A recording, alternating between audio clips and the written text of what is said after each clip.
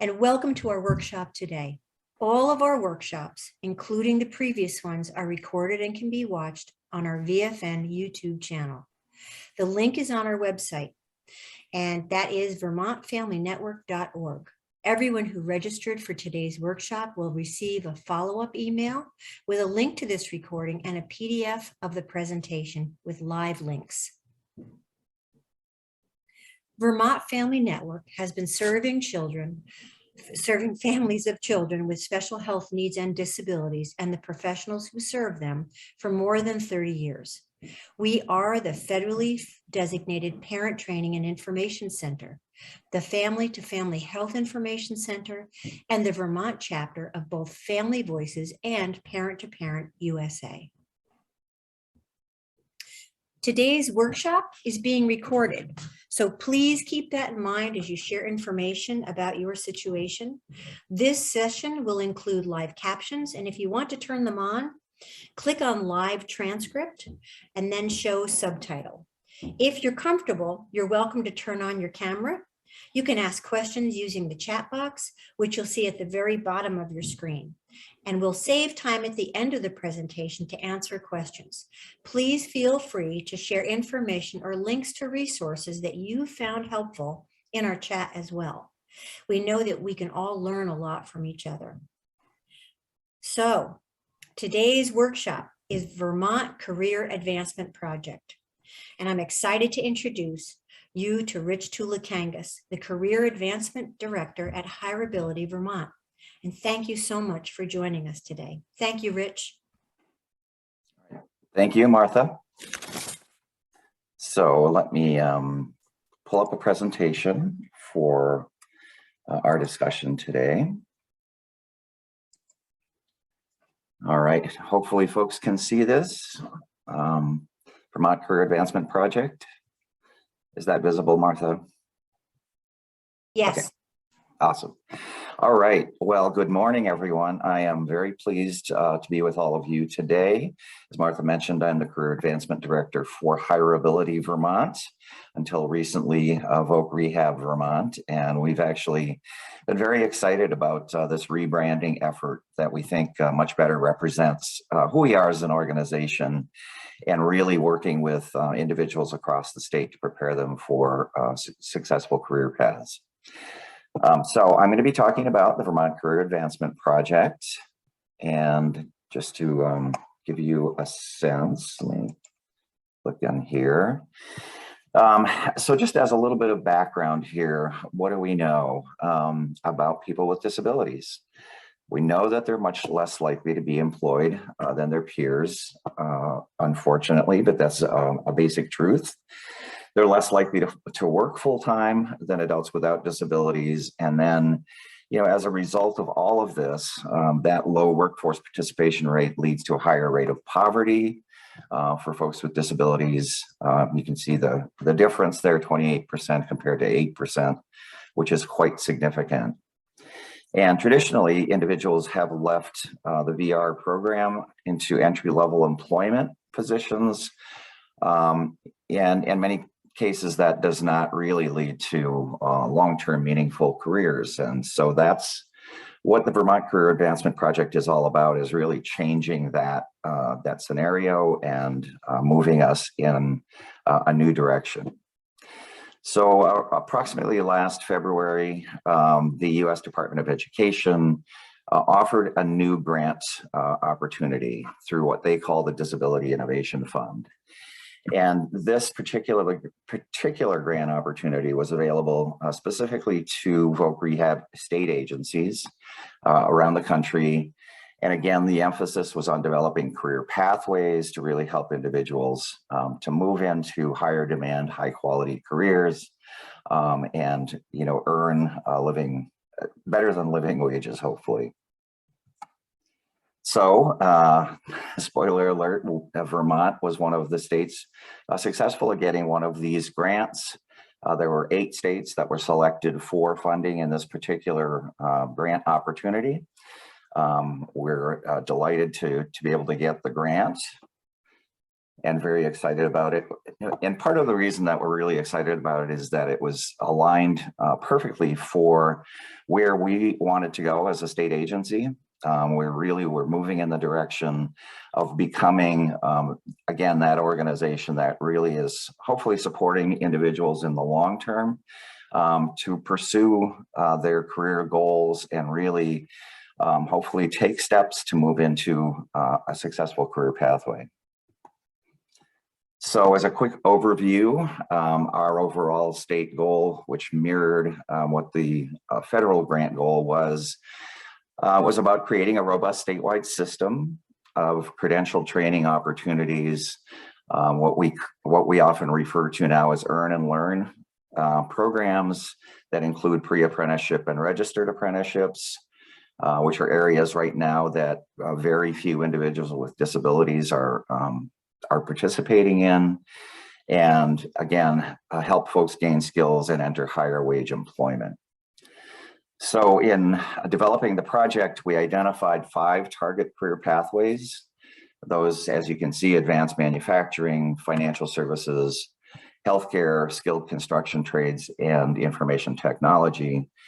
And we identified those career paths in part based on a report that is produced every other year by the Vermont Department of Labor and the McClure Foundation called Pathways to Promising Careers. And they identify a number of specific occupations in Vermont that are projected to grow significantly.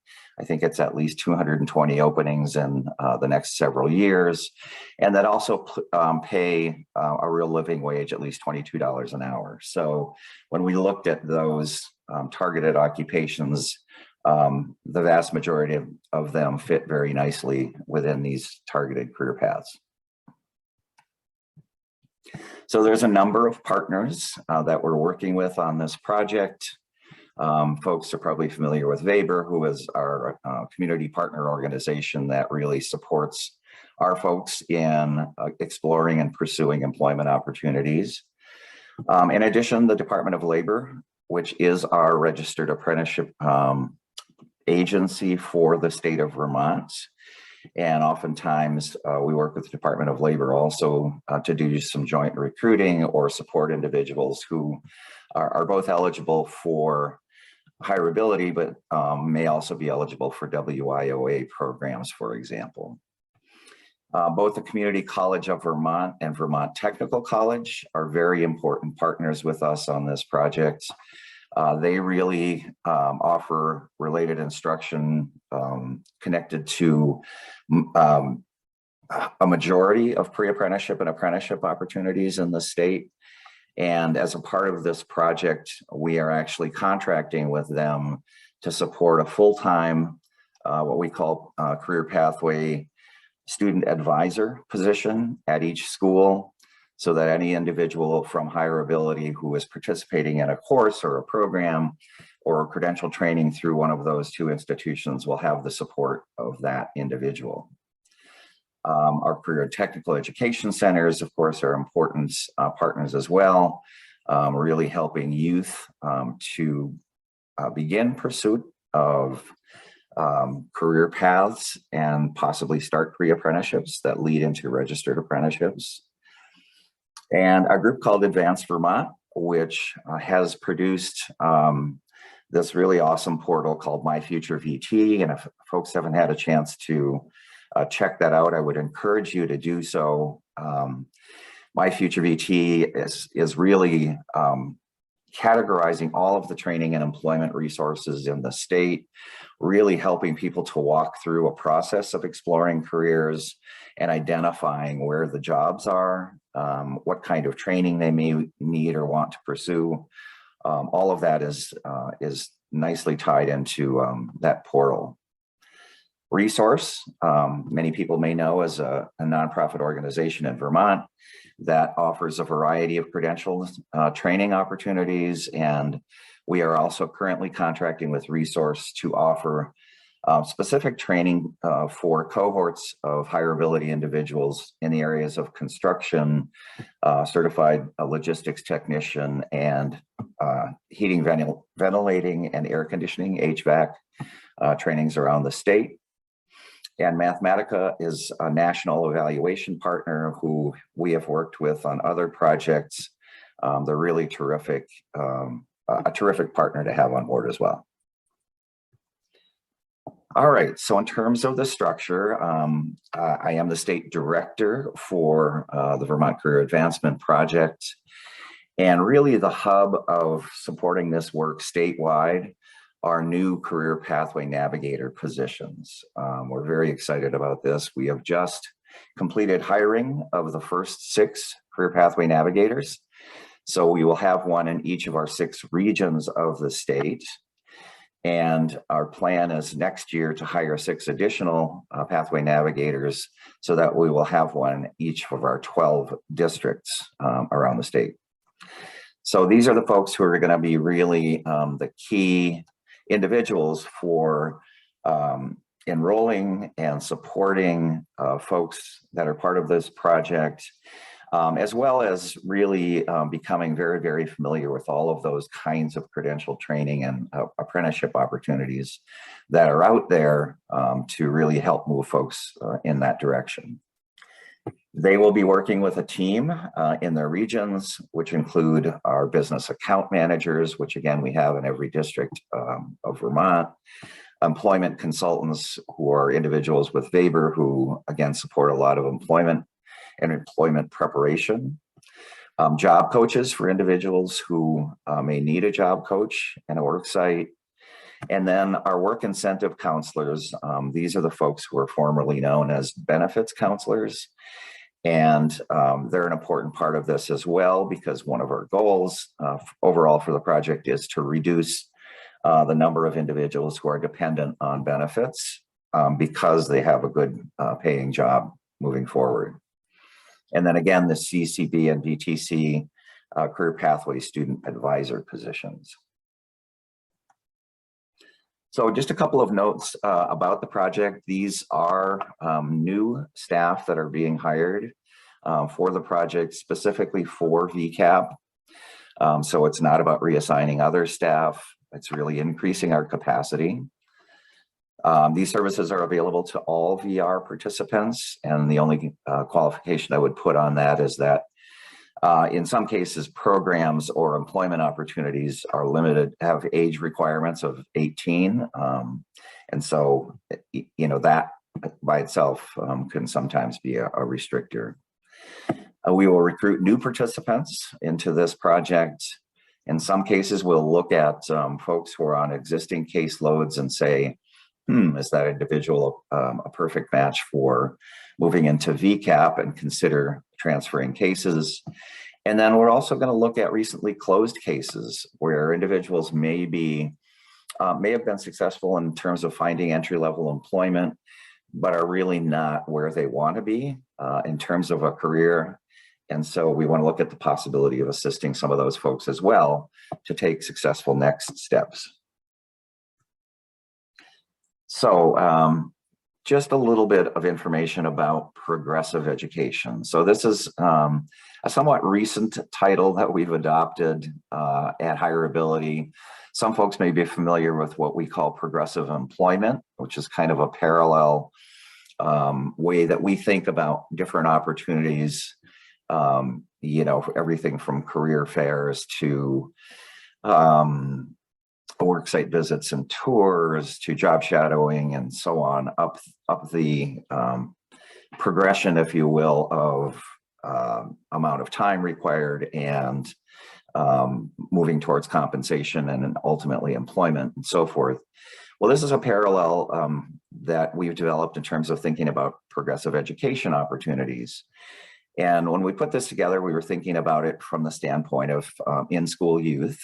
So as you can see, this progression starts potentially as early as 7th grade when we think about things like guest speakers and career fairs and so forth. And then moving on up, progressively, these kinds of experiences should build on each other so that if an individual has an opportunity to do a career assessment, for example, that may lead them to wanting to do more or explore further through an informational interview or a college visit, campus visit, for example. And then, as you can see, moving on into things like taking dual enrollment courses while still in high school, potentially enrolling in a CTE program, or other early college or supported college experiences through a number of programs, on up to apprenticeships potentially, or post-secondary program enrollment. So that's just a way that we think about this potential progression. And then what we also talk about is everybody should be ready for something. And by the way, in terms of that progression, that could also apply to adults who just haven't had some of those experiences previously, but will benefit from it and will really help them to, again, narrow potentially their career pathway choices. So basically what we're reflecting here is that people may come into this, progressive education road at a number of different points, depending on their readiness and, what previous experiences they have already had. But one of the things that we want to do is to make sure that everybody we work with has done a career assessment or more than one career assessment to really help them, identify and hone in more precisely on what it is they want to do. That might progress to things like informational interviews or worksite visits and tours or campus tours. We talk about the Intro to College and Careers course at CCV as a great way for individuals both in high school and adults to understand what the expectations are of being in college and how to prepare for that. And then, as you can see, move on to, possible work readiness training or other training or college coursework and potentially apprenticeships. So again, hopefully everybody is ready for something, and part of our job is to figure out what are they ready for and how can we support them with taking a next step. So some of the aspects of what we call those on-ramps, starting again with assessment. I really want to know about the participants' interests, skills, and so forth. And, we may want to reassess along the way as people's interests change. Employ flexible starting points, again, depending on where the individual has been and what they've done. The progression, again, hopefully is from one successful activity to the next, but starting with kind of low risk, low time commitment steps that can build people's confidence and their readiness to keep going forward. Create access to essential supports. There are a number of these, which I'll get into in a minute here as well. And then again, a reference to My Future VT as a really wonderful new resource to help folks explore training and employment opportunities. So we also reference the fact that sometimes people need to take a break on that road. So, we reference these potentially as pit stops, rest areas, or, an opportunity to refuel. And again, just acknowledging that, life intervenes sometimes. Things need to take aside, be put aside temporarily because of things that are going on in your life. But from our perspective, it doesn't mean that you're leaving the road permanently, but think about, when and how we can support folks with getting back on the road, if you will. So here's some of those support services. Just wanted to reference. All of these supports potentially are available to any of the individuals we work with through HireAbility. So, including everything from transportation and childcare supports to very specific supports for individuals that might relate to assistive technology needs, job coaching, benefits counseling, and so forth. And I just reference on kind of the right-hand side here that in VCAP, we place sort of additional emphasis on these areas of assistive technology, tutoring and job coaching, benefits counseling, and short and long term paid training as areas that we've identified and set aside resources within VCAP to support those activities. And so, for example, we have in the grant funds to support another or a new, I should say, assistive technology specialist that can support just individuals who are in the VCAP project. So that's somebody that we'll be hiring in the near future. In terms of projected outcomes, so what we hope to do is enroll at least 500 individuals, and this is over, again, the course of 5 years. This is a 5-year project. And of those, we hope 375 will earn industry recognized credentials, at least 375. 90% of those who earn a credential enter competitive employment. We hope to enroll at least 75 in registered apprenticeship. And again, looking at the percentages of participants who will exit the program earning at least 150% of the state's minimum wage. And again, reducing the level of participants on SSI and SSDI benefits, and potentially TANF as well. So in terms of how to engage in VCAP, so we are beginning enrollment here very soon now that we have these 6 career pathway navigators on board. They're going to begin enrolling folks probably in July.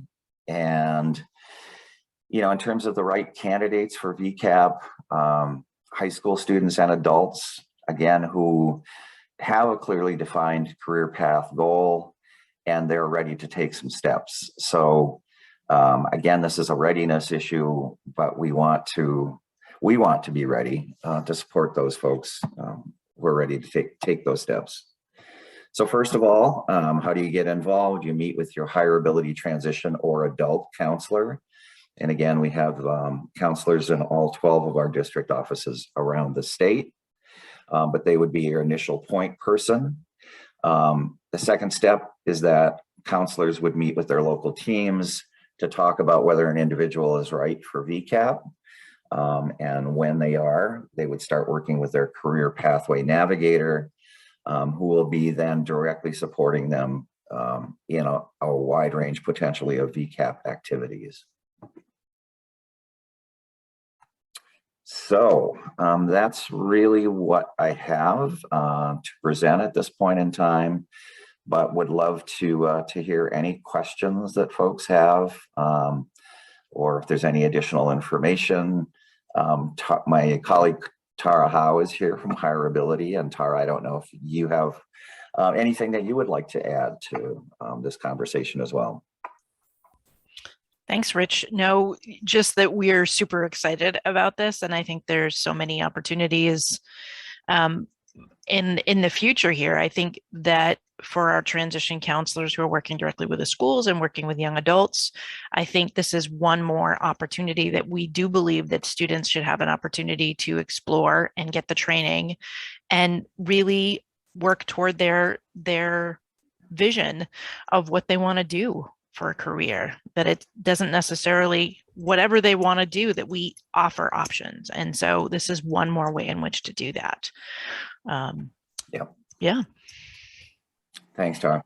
Yeah. So, Rich, thank you very much. Well, I'm going to start looking at the chat to see what kind of questions we have. And let's see, the one question that has come up is, my student is in high school and has a disability, but is not connected with any other programs outside of school. What would be my next steps for my student? Great question. And I think given that being a high school or transition question, I'm going to defer that to Tara.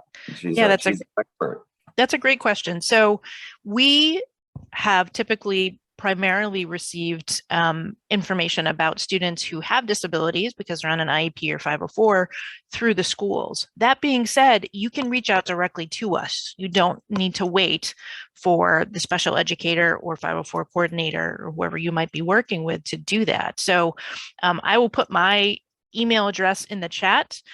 We also want to make sure that we put in there our new website, which has lots of great information too. But that would be the first step, because we have what's called pre-employment transition services is a great way to kind of start, knowing that everybody is learning about what they want to explore, gaining the skills, learning about post-secondary opportunities, working on self-advocacy, all of those pieces, and then being able to get out in the community and have experiences. So absolutely. Great. Thank you, Tara. Mhm. And Rich, if you would like to stop sharing your screen, and I'll invite folks, if you want to turn on your cameras, you're welcome to do so. We have a few other questions. What type of an individual would be considered a good match for this program? So again, one of the things that we want to look at is an individual's readiness and having a clearly defined career pathway goal, which, you know, we can certainly help folks to get there, right? To explore through career assessments and other tools, identifying that career path goal. What I should say about this is that ultimately this is the direction we want to go in terms of all of our staff. So VCAP is an opportunity for us to pilot some some strategies and approaches to moving folks towards their career pathway goal. But ultimately, by the time, or before this 5 years is up, we want all of our counseling staff and employment staff around the state to be moving in this direction with supporting individuals pursuing career paths. But that initial frame, I think, is do they have a clear career path goal? Are they ready to actually take steps towards credential training, for example, and move forward? Thank you. So here's another question. So you have a high school student who, we all know high school students have to graduate by meeting their proficiencies. Is there an opportunity, if a student participates in this program, is there an opportunity to earn extra high school proficiency? I don't know where the connection may be with the high school and their summary of performance. Can you talk a little bit about that? Rich, I think I'll jump in if that's okay. Yeah, go ahead. Yep. So we can never determine whether or not somebody earns a proficiency for their experiences that are connected to us. It's working in collaboration with the school. And then if the school determines that they want to do that, that is their choice. So I would encourage, if your student did get connected and wanted to look at that, to have a conversation with the team about that. But we cannot ourselves determine whether or not somebody gets proficiency credit. Okay, great. So that could be a conversation. Agreed. Okay, well, now we've got lots of questions popping in. This is great. Thank you. So here's another one. My student is in high school and last year worked quite a bit with a voc rehab transition counselor and Weber. This year, with a new counselor assigned, there's been a significant decrease in communication, none until about March. It's been a struggle to get her on the calendar. What kinds of things can we do? It's been a struggle. She was looking forward to having a summer job experience, but it's not looking like it's going to happen. So if a parent is reaching out and has a question like that, what would their next steps be, if I'm reading this correctly? Yeah, so I think there's a couple different options. If you have questions or concerns and you're not able for whatever reason to connect to that transition counselor, because that would be always the first point of contact, we do have regional managers in each of the regions who are another contact, and I am always a contact too that I can help get you connected if you do have questions, because we want to make sure that people do have opportunities. Great, thank you. And sometimes with a transition in staff members, it takes a while before a person kind of gets a handle on their whole caseload and that sort of thing. But we certainly don't want anyone slipping through the cracks. So we want to pay attention to it early. Good point. Good point. Okay, I see one more. Unless any more are coming in. This one is, how about an adult who has received VR services a while ago, but no longer is in touch with HireAbility? Call us. Yeah. Call us and come back. Get back in touch. Yeah, I referenced the fact that one of our goals with this project also is to re-engage individuals who, may have gotten VR services previously, but they're not really where they want to be in terms of moving towards a career. So yeah, we want to hear from you, and we're happy to re-engage, get you back enrolled. Great, re-engagement. Good point. Yep. So I'm looking in the chat. They're still popping up. What is the eligibility for an adult anyway, is the question. The eligibility, just as it would be for any adult coming into HireAbility, it's, having in essence an identified disability, right? I mean, Tara, I don't know how else you might state that. Yeah, so just say a little bit about that. So you would meet with the counselor and have a conversation about what you're looking for. We would gain some information. We would need to get some documentation about what your disability is and the impact that it has. And then there's an eligibility process, but that's something that the any counselor can explain to you kind of in the process. So what if you have an adult who thinks or suspects they have a disability, but they've never formally been evaluated? They've had challenges along the way. What about an adult that comes to you and says, I've not been successful and I think I've got some roadblocks in the way. How can you help me? That's a great question. Still reach out to us, because we also work in collaboration. If there's a lot of different routes we can go to determine if you do, but there's also, we work with Department of Labor. So regardless that you would get services and you would get the supports you need, we just need to work with you to kind of determine what that would look like. Still reach out to us, please. Okay, great. And I see that Rachel has put HireAbility's website and link in the chat. Thank you very much. And I'll open it up. I know the questions are, I don't see too many more. I'll give a minute if there's any other questions from our audience, but I have to say this has been a great presentation. Lots of fantastic information for families of students, for professionals, for adults that might be participating today. So I'd like to thank you very much for the really informative workshop. You will see a link, I think she's popped it up already, in the chat for an evaluation. It's really important that we get those evaluations. So please take a few minutes to complete them, and we can make improvements or fulfill our grant requirements. We're getting a lot of thank yous, Rich, from lots of people in the audience for the information.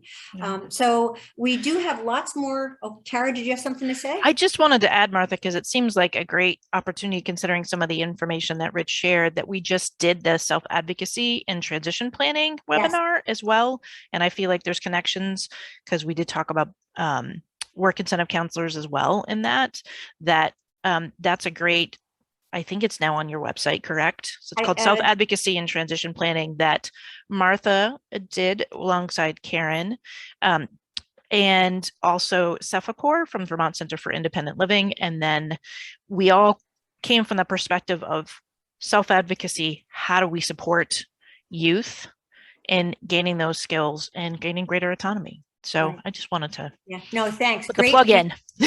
Great to bring up. And I'll also share before I move on that we also hosted a youth summit most recently, and we had a fantastic presentation by Jackie Kelleher and her two sons on what their experiences were like and self-advocacy. And currently the link to that is on the VFN core team pages. So there's a direct link to that presentation if anyone would like to see that. But again, we have lots and lots of information and workshops coming up, tons of information on our Facebook page and our website. Getting connected is really easy. You can sign up for a monthly e-newsletter or check out our YouTube channel, which has an enormous amount of webinars that have been archived that hopefully will hit the mark for some folks that want to see them. We also have two closed Facebook pages. One is for all parents of children with disabilities and special needs, and the other one is just for adult children. So there's some information out there. And before I go, I just want to again say thank you It was great having everybody here today. Please do contact us by phone or email. And thanks again to everyone. Have a great day. Yep, thank you. Thank you.